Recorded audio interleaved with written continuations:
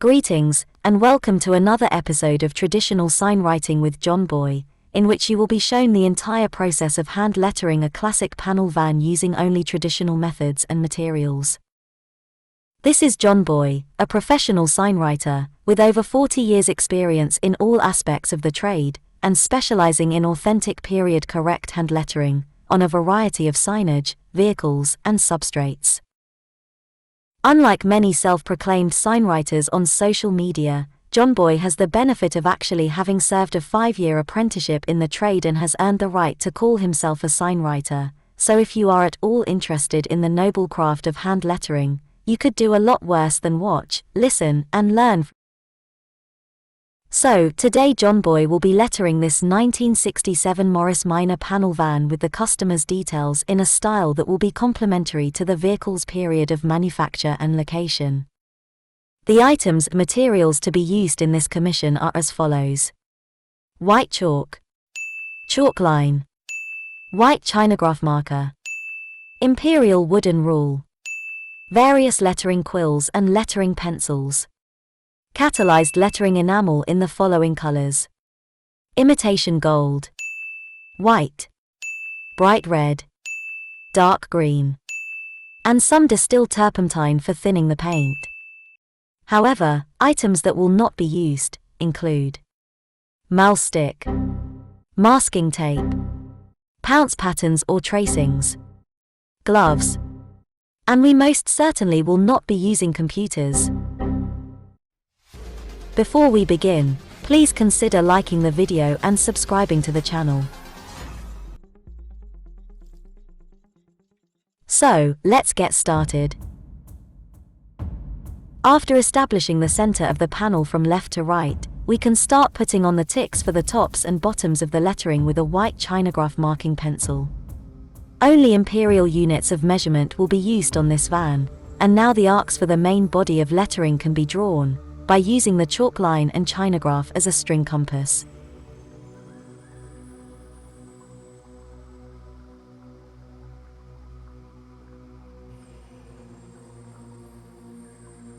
Keep the string taut and just apply enough pressure on the pencil to give a visual aid. In fact, it's better to use a dashed line approach to avoid any damage to the paintwork.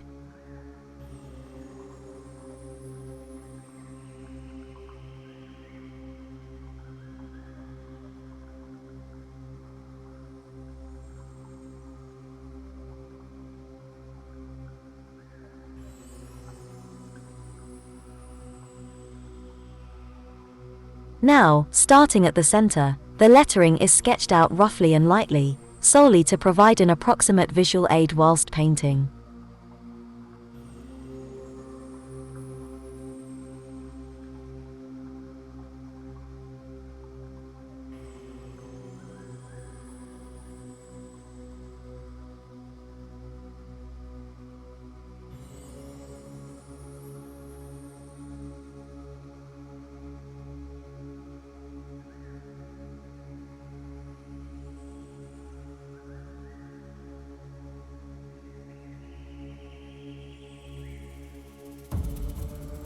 The guidelines for the secondary information are now struck with a chalk line.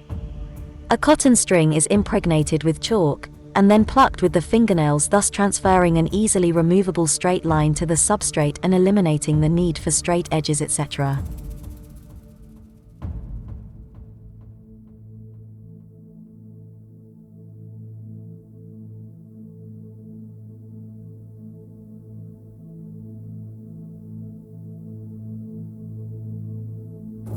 Working out from the center again, the script lettering is lightly sketched.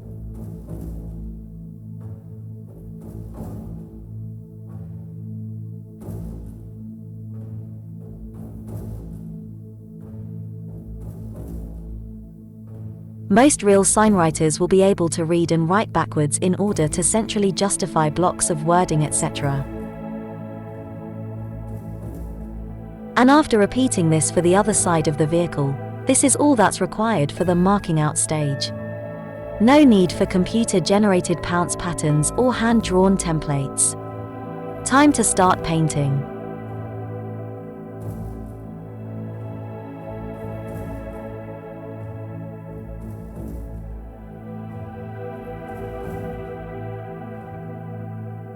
Mixing white with imitation gold lettering enamel will make for a more aesthetically pleasing color and will also help with covering power.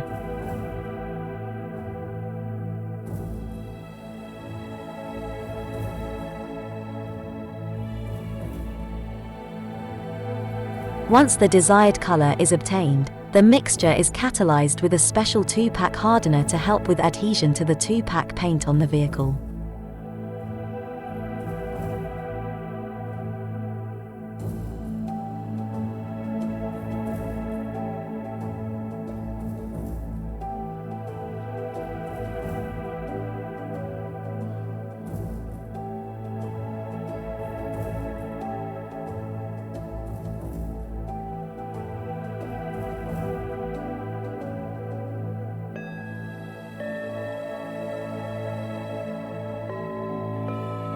Only brushes made from natural materials are used here. In this case, for a 3.5-inch Roman block letter, a pure red sable chisel edge writer, set in a goose feather quill is chosen.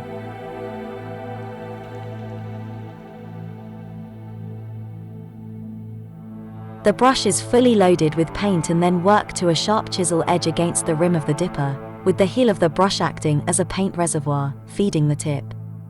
It will take several letters to get fully into the swing of things, but the idea is to have the letters with its thin strokes equaling 1 brush stroke and the thick strokes being approximately 1.5 brush strokes width.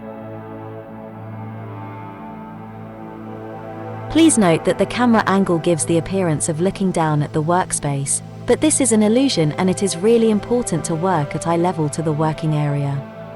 Please also note how close to the end of the ferrule the brush is held. This is imperative for proper brush control and balance. It is also really important to maintain total spatial awareness by not placing your eyes a few inches from the substrate. I personally would recommend a distance of at least 40 centimeters from eye to work surface. Unfortunately, eye strain is a side effect of being a career signwriter, and keeping your eyes at a safe distance is also important for eye health. Just like a professional pool or snooker player, a professional signwriter should always be thinking several moves ahead. Not only must the current letterform and strokes be mentally visualized, but the relationship with the following ones must also be visualized. Note how the brush is constantly being worked against both the inside wall and the rim of the paint dipper to maintain its optimum shape. Natural head brushes always require many hours of working in, before they eventually become like an extension of yourself. You must train yourself not to look at where the brush actually is, but to where it will eventually finish its stroke. This will feel extremely unnatural, but it needs to be mastered to the point where it can be executed without even thinking about it.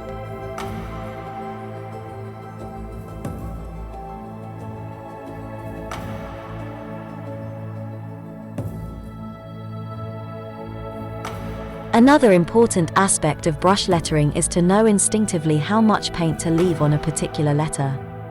This is something that will only come with years of experience of working in different temperatures and climatic conditions.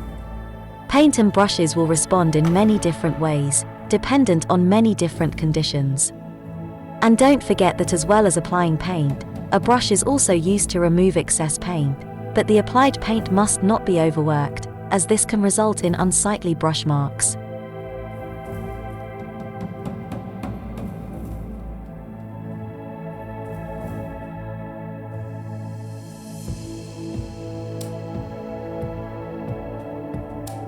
Everything is starting to come together now, and that nadir of perfect harmony between mind, hands, brush and substrate, with every muscle, sinew, tendon and nerve working as a well-oiled machine, is visible on the horizon.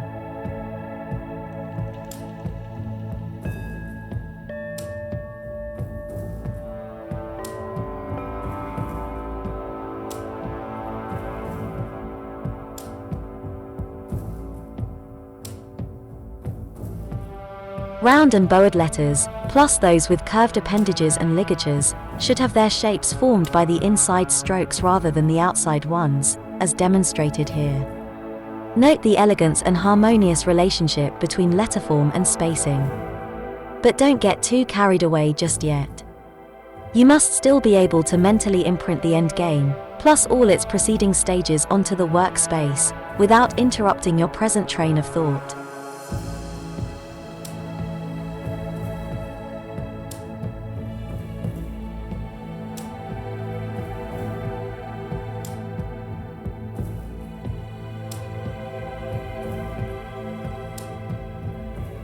It's a good policy to literally take a step back every few letters or so, in order to not become too far removed from the bigger picture.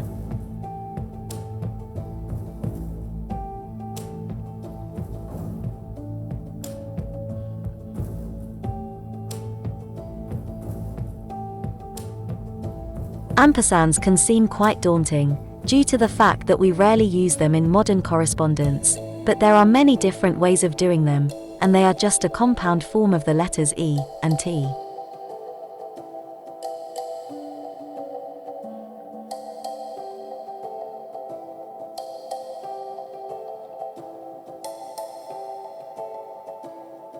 As this is a really long video, there will be parts that will be void of commentary, and I would suggest that you use those parts to study in depth the hand and finger movements, the way in which the brush hairs interact with the substrate, and the way the brush is constantly worked against the dipper to maintain its shape.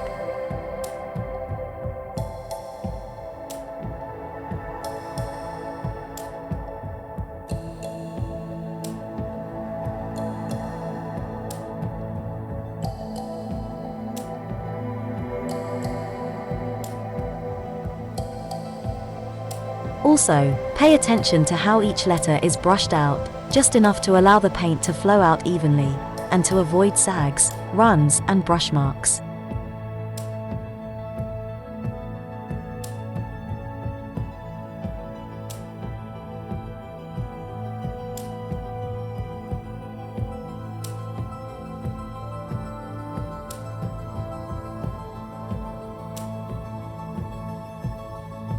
When pulling a stroke, always start the brush moving, before it contacts the surface, but your trajectory must be perfect, so that at the moment and point of contact, every following bristle will also have a perfect landing.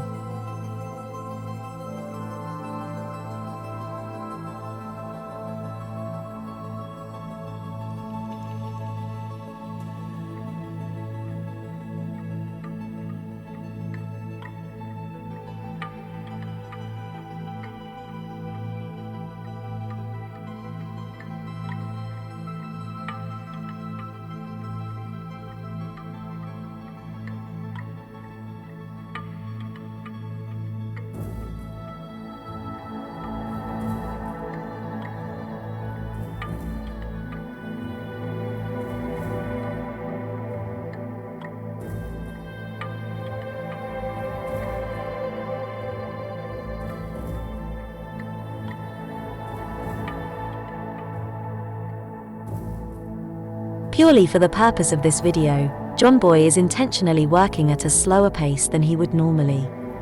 But in order to preserve the cleanliness of a painted stroke, the natural kinks in the hairs of the sable need to counteract the natural oscillations of the human hands, and so it is not recommended to pull a brush stroke at much slower a pace than is demonstrated here.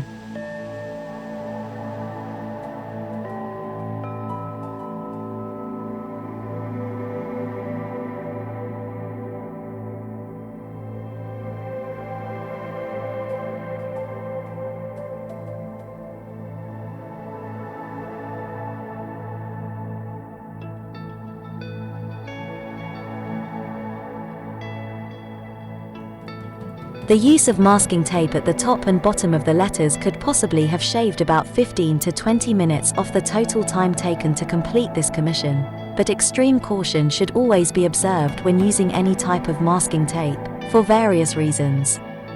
In particular, you can never be 100% sure of how clean the result will be, and there is also the risk of the tape damaging the substrate finish.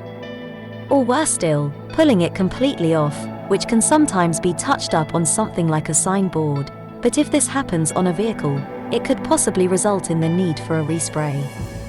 So proceed with caution.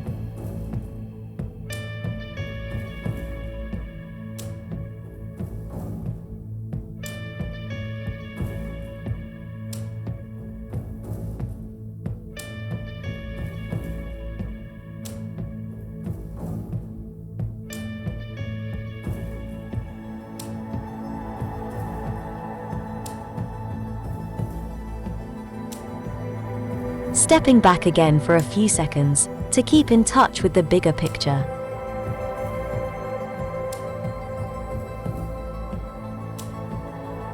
Roman-style serifs should merge gradually into the stroke and then emerge gradually out of it.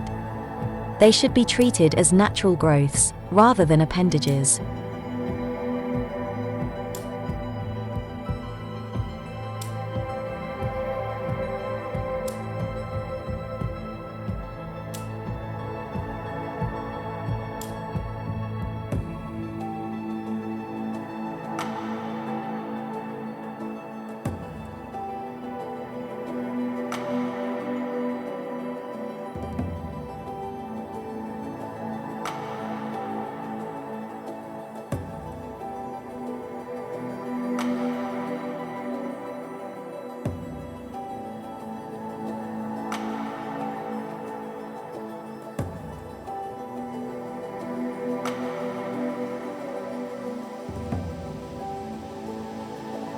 Note how the brush is quickly rotated through 180 degrees to optimize paint flow efficiency, without having to return to the dipper to reload the brush.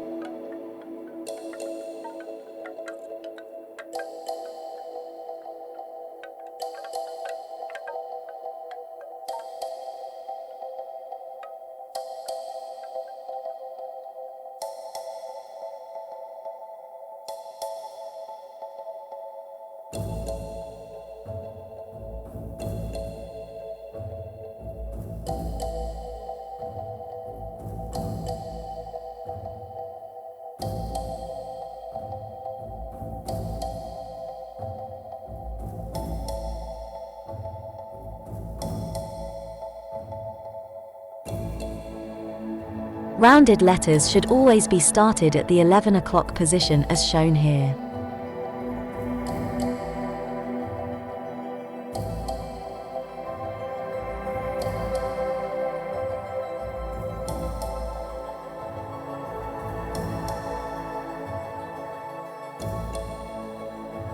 Circular and pointed letters should extend slightly above and below the general letter levels, otherwise these letters will appear stunted when compared to the other squared characters.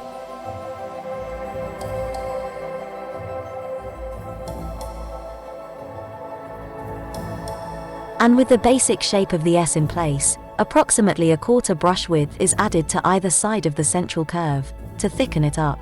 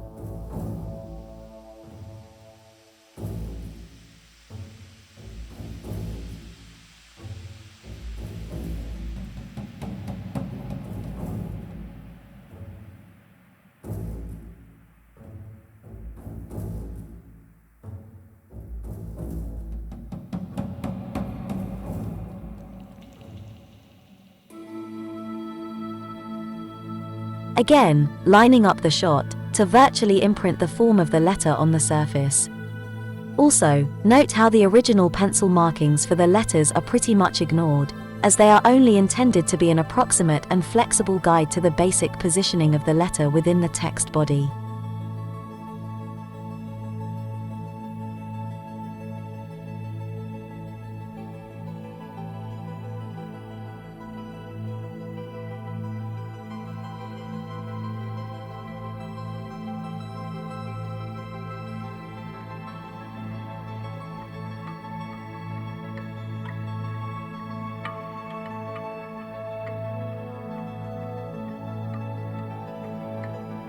Oops, a drip, caused by an overloaded brush. And made worse by a paint-covered thumb. No need to panic, we just need to call on the signwriter's best friend, the rag.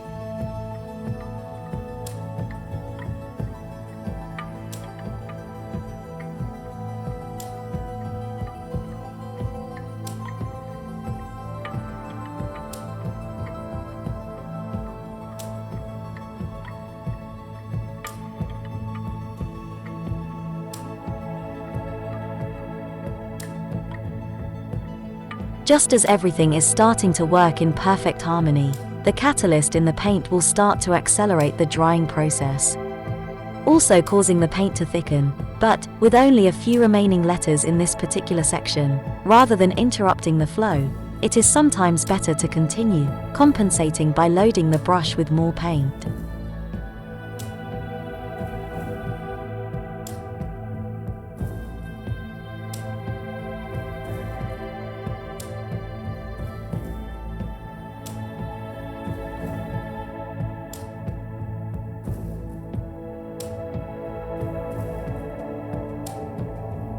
Virtually lining up the first downstroke of the L here.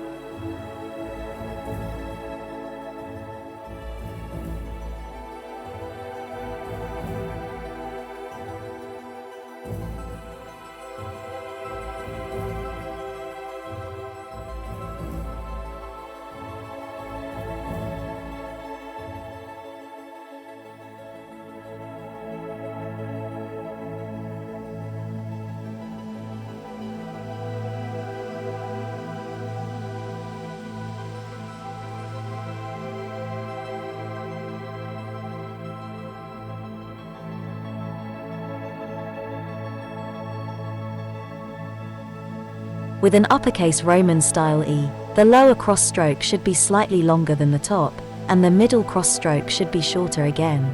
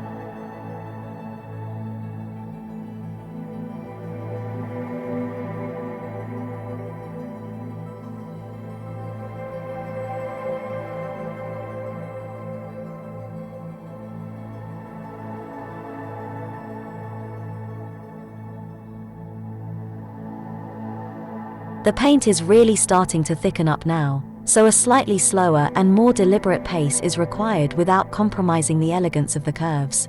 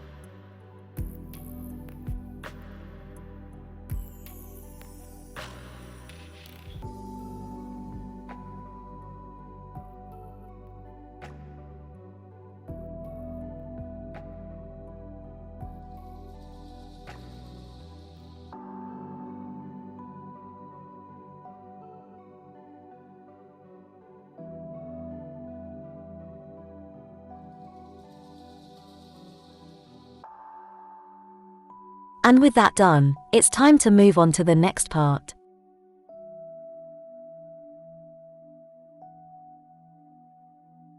The next section will be in a semi-formal script, for which a number 3 lettering pencil is chosen.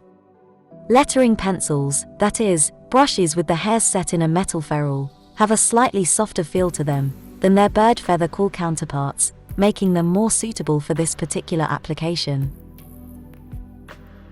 Again, it will take a few letters to get the feel of the brush and the paint consistency.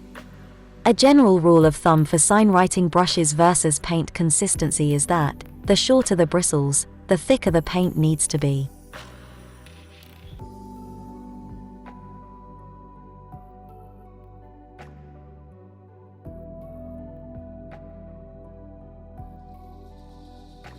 With any freestyle lettering, you need to be fairly confident in your knowledge of whichever alphabet you are working from, and some may feel the need to work from a reference, which is fine, and a perfectly acceptable way of working.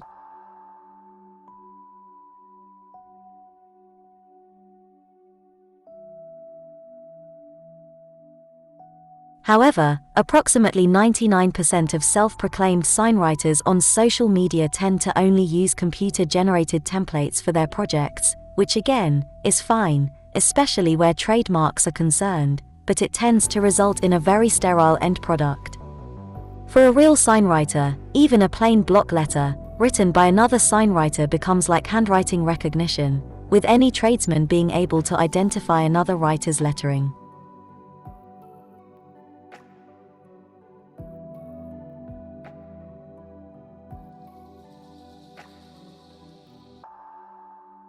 Here, just enough of an elaborate flourish is added to the initial to give a touch of intrigue, before settling into a comparatively basic and easily legible cursive style.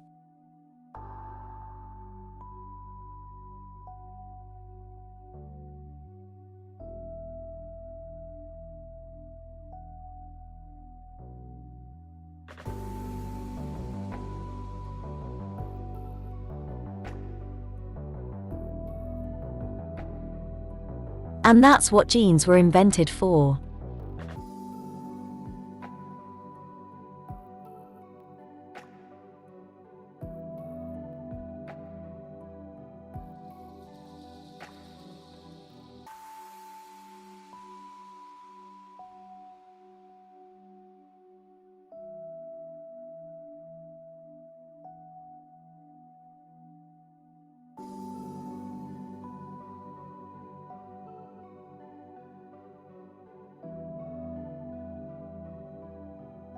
A naturally swelling and waning effect, between the thick and thin strokes, is desirable in a formal or semi-formal cursive script, and this can be achieved in various different ways, with different types of brushes.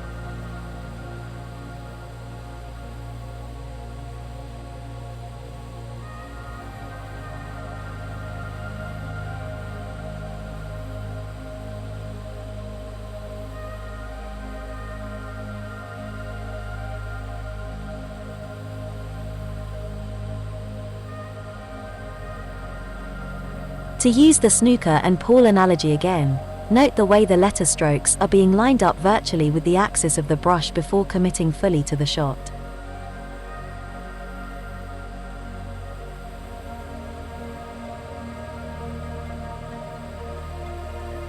With a leaning or italic letter, it can also be helpful to strike several parallel guidelines at the angle of the letter to ensure a consistent slope.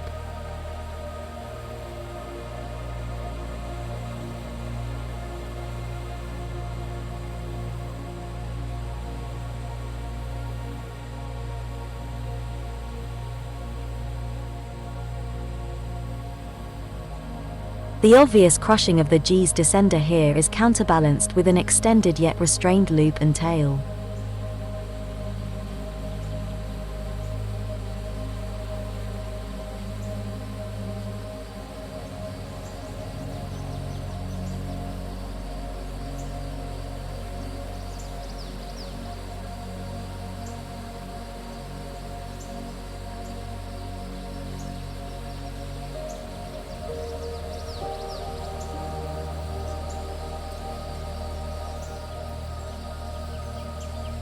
And in lieu of joining these two letters, the slight upturn and swelling to the tail of the G will preserve the unified appearance of this group of letters.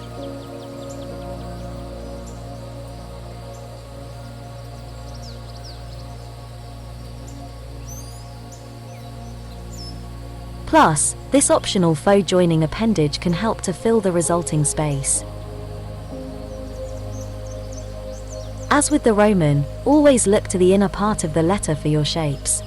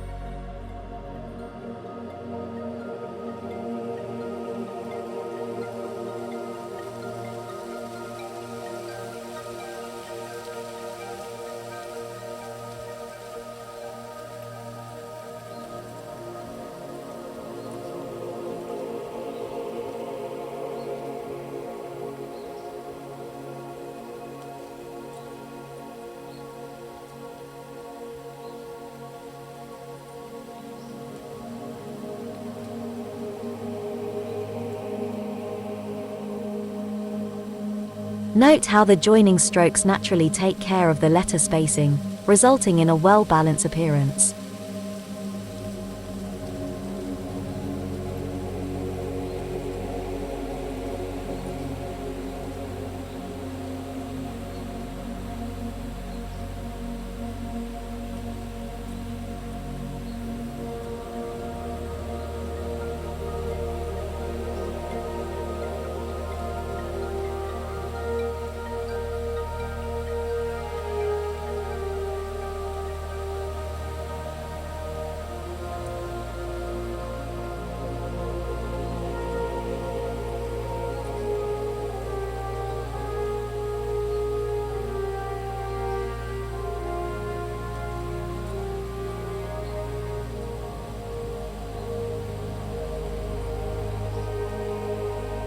The lack of sharp corners in this style of lettering requires a completely different approach than the Roman block. As well as a mental reset, The way in which the brush is loaded and worked must also be reassessed, with more paint being left at the tip of the bristles than before, but still keeping the heel loaded enough to feed the tip.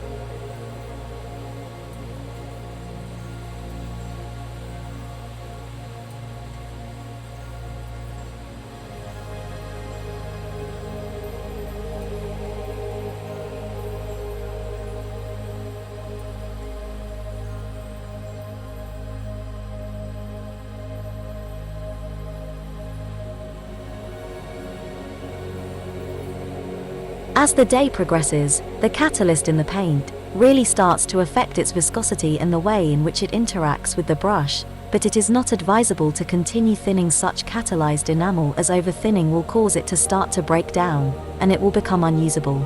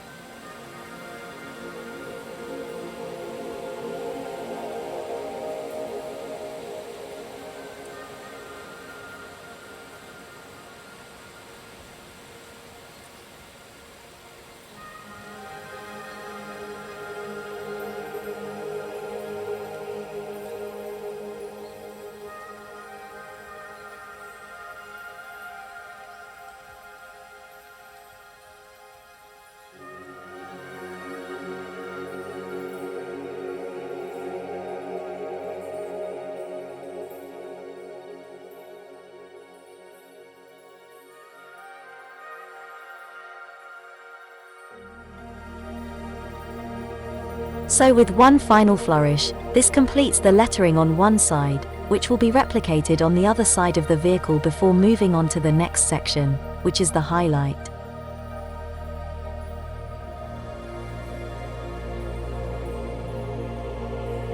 A number 2 lettering pencil is chosen for the white highlight, which will be executed on the idea that the light is coming from above right and at an approximate angle of 45 degrees.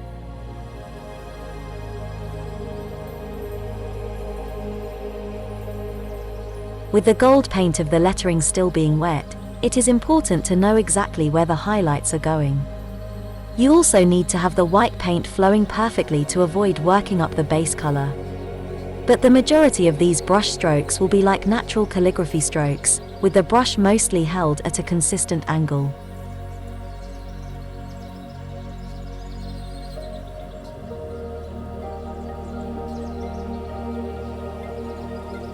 Note how the tip of the little finger on the left hand really comes into its own here, by being able to get into even the tightest of spaces and still allowing maximum mobility for both hands.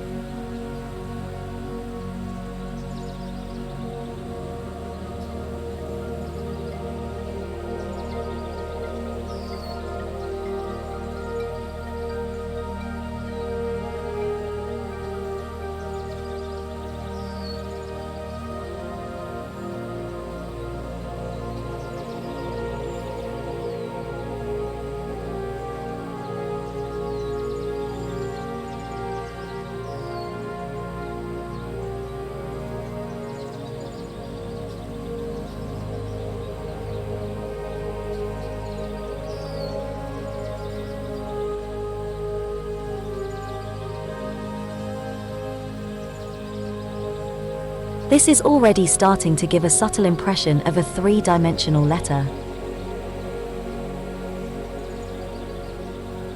And, if desired, the 3D effect can be further enhanced by adding a lowlight in a burnt sienna to the opposite two sides of each letter, in a similar fashion.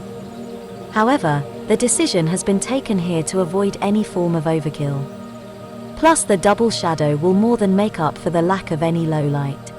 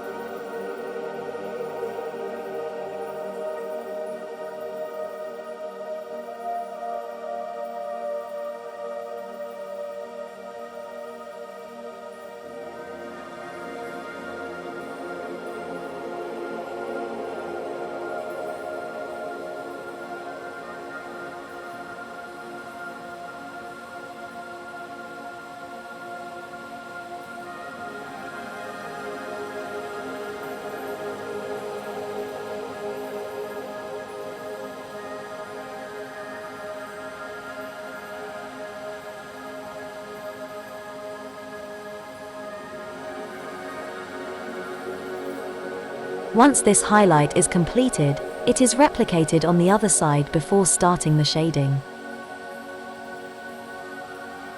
The first stage of the double shadow is now started, using a number 4 lettering pencil and catalyzed bright red lettering enamel.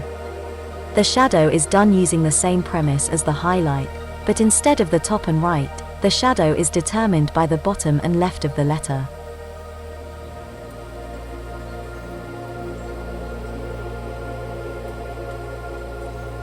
The shading is a relatively simple operation, utilizing mostly natural calligraphic strokes, but with this being a double shadow of red and dark green, a narrower stroke than would normally be seen is used, so that when finished, it does not overpower the lettering.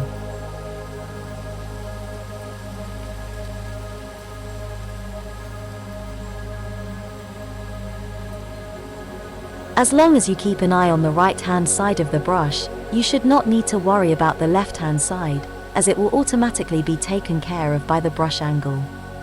You do, however, have to mentally picture the total extent of the double shadow and keep well within its parameters.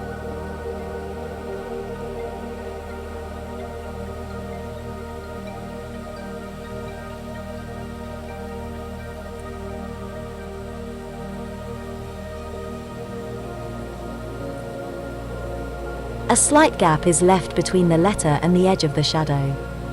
This will give a slightly informal look to the overall design, which will be more in keeping with the subject. Normally, an away shadow in a bright red on a darkish background would be kept even further away than this, but, as this job will have a double shadow, the gap will be reduced to compensate for its extra width.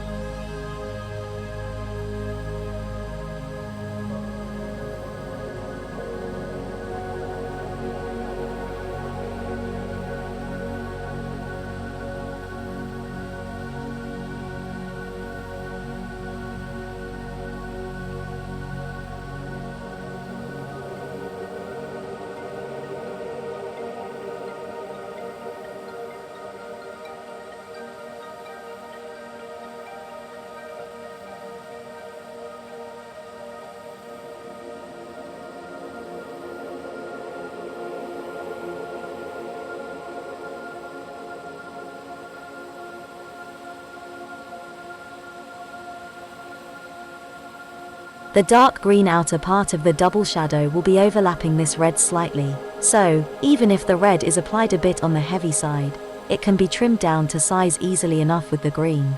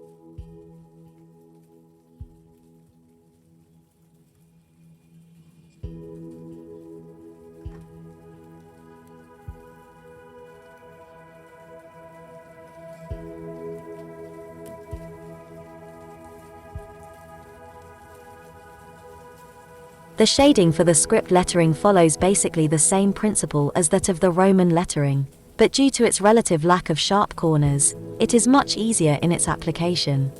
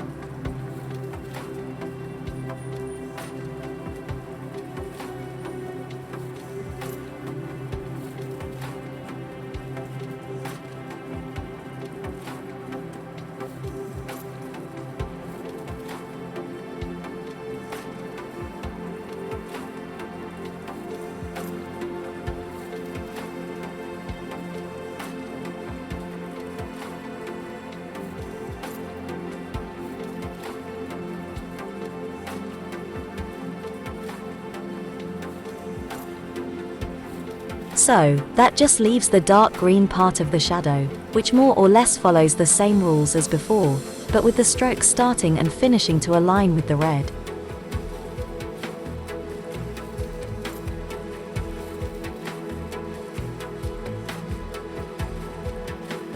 They say that a picture paints 1,000 words, so please enjoy the rest of the video with just the background music while the finishing touches are done.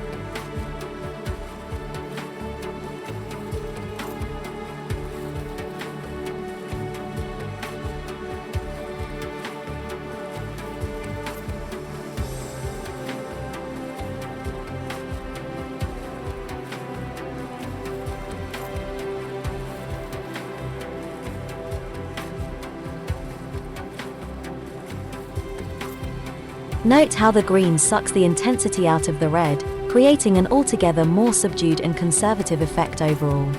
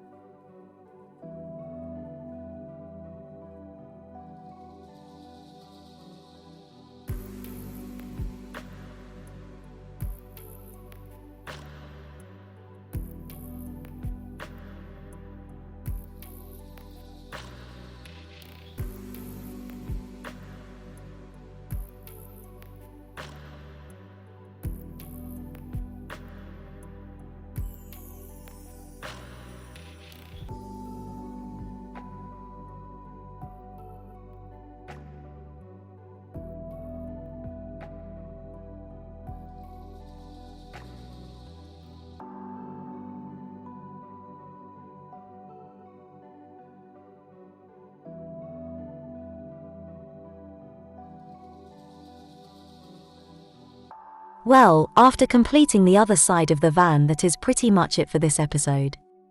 We hope that you have enjoyed the video and maybe even learned something from it. If you have any questions, please don't hesitate to put them in the comments, but please be aware that questions concerning brands cannot be answered as this channel will not be party to any free advertising.